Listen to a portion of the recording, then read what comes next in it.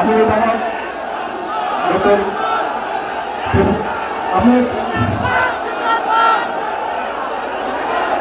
Doctor Shafiqur Rahman সাহেব আমাদের সামনে উপস্থিত হয়েছেন। আল্লাহ রাব্বুল আলামিন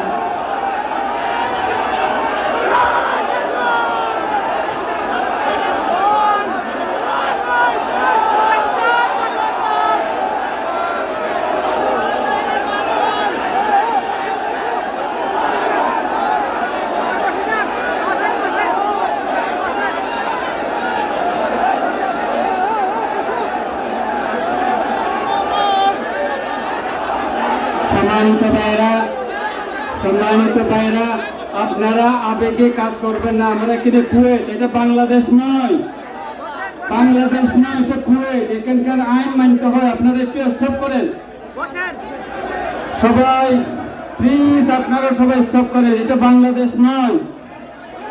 আপনারা সবাই বসেন, সবাই ধৈর্য সহকারে বসেন, সবাই বসেন, ধৈর্য সহকারে বসেন।